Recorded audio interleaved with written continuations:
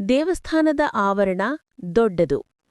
ಕುಳಿತುಕೊಂಡು ಮನಸ್ಸು ಶಾಂತಪಡಿಸಲು ಸ್ಥಳ ಇದೆ. ಮಧ್ಯದಲ್ಲಿ ಗರ್ಭಗುಡಿ, ಬದಿಯಲ್ಲಿ ದಾಸೋಹ ಭವನ. ಇಲ್ಲಿ ಪ್ರತಿಯೊಬ್ಬ ಭಕ್ತನನ್ನು ಅವರು ಯಾವ ಸ್ಥಿತಿಯಲ್ಲಿ ಬಂದರೂ ಸ್ವಾಮಿ ಸ್ವಾಗತಿಸೋ ಭಾವ. ಗರ್ಭಗುಡಿಗೆ ಒಳಗೆ ಹೋದಾಗ ಸ್ವಾಮಿಯ ಚೈತನ್ಯ ಶಕ್ತಿ ನಿಧಾನಮಾನಿ ಮನಸ್ಸಿಗೆ ತಾಕ್ತದೆ. ಇದು ಕೇವಲ ದೇವಾಲಯವಲ್ಲ, ಇದು ಭಕ್ತರ ನಂಬಿಕೆಯ ತಾಣ. ಪ್ರಾರ್ಥನೆ ಕೇಳಿಸಿ. ಓಂ ವೀಕ್ಷಕರೇ, ಇಂದು ನಾವು ದೇವರ ಮೂಲ ವ್ಯಕ್ತಿತ್ವ ಮತ್ತು ಹೆಸರು ತಿಳಿದುಕೊಳ್ಳೋಣ. ಇಲ್ಲಿ ಆರಾಧನೆಯಲ್ಲಿರುವ ದೇವರು ಶ್ರೀ ತಿಪ್ಪೇರುದ್ರ ಸ್ವಾಮಿ. ಅವರನ್ನು ತಿಪ್ಪಯ್ಯ, ತಿಪ್ಪೇರುದ್ರ ಮತ್ತು ಏರುದ್ರಪ್ಪ ಅಂತ ಕರೆಯುತ್ತಾರೆ. ಇವರು ಶ್ರೀ ವೀರಭದ್ರ ಸ್ವಾಮಿಯ ಅವತಾರ, ವೀರಶೈವ ಸಂಪ್ರದಾಯದ ದಂಡಧಾರಿ ಯೋಗಿ.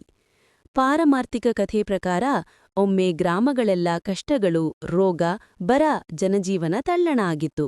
ಆಗ ಒಬ್ಬ ವೀರಶೈವ ಯೋಗಿ, ಪವಾಡಮಯ ಶಕ್ತಿಯುಳ್ಳವರು ಈ ಸ್ಥಳಕ್ಕೆ ಬಂದರು. ಅವರು ನಮಸ್ಕಾರ ಮಾಡುತ್ತಿದ್ದ ರುದ್ರಭಕ್ತರು ಅವರ ಕೈಯಲ್ಲಿ ದಂಡ, ಕಮಂಡಲು ಮತ್ತು ಜಪಮಾಲೆ. ಗ್ರಾಮಸ್ಥರಿಗೆ ಉಪದೇಶ ನೀಡಿ ಈ ಸ್ಥಳದಲ್ಲಿ ತಪಸ್ಸು ಮಾಡಿ ಅಲ್ಲಿಯೇ ಅಂತರ್ಧಾನ ಹೊಂದಿದರು. ಅವರ ತಪಸ್ಸಿನ ಶಕ್ತಿ ಅದೇ ಸ್ಥಳದಲ್ಲಿ ಸಜೀವ ಜಾಗೃತಿ ದೇವತೆಯಾಗಿ ಉಳಿಯಿತು. ಅಂದಿನಿಂದ ಭಕ್ತರು ಇದು ತಿಪ್ಪೇರುದ್ರಸ್ವಾಮಿಯ ಚೈತನ್ಯ ಸ್ಥಳ ಎಂದು ಭಕ್ತಿಯಿಂದ ಪೂಜಿಸುತ್ತಾ ಬಂದರು. ಇಲ್ಲಿ ಬಂದ ಭಕ್ತರು ಹೇಳುವುದು, ಎಂಥ ಕಷ್ಟ ಇದ್ದರೂ, ಮನಸ್ಸಿನ ಬೇಡಿಕೆ ಇದ್ದರೂ ಇಲ್ಲಿ ಒಂದು ಬಾರಿ ನಮನ ಮಾಡಿದ್ರೆ ಉತ್ತರ ದೊರೆಯುತ್ತದೆ. ಮದುವೆ ಗತಿ, ಆರೋಗ್ಯ, ಉದ್ಯೋಗ, ಮನದ ನೆಮ್ಮದಿ ಯಾವುದೇ ಕೇಳಿ, ದೇಗುಲದ ಧೂಪ, ಅರ್ಚನೆ, ಸೇವೆಗಳ ಮೂಲಕ ಅನುಭವವಾಗುತ್ತದೆ ಭಯಮುಕ್ತಿ ಮತ್ತು ನೆಮ್ಮದಿ.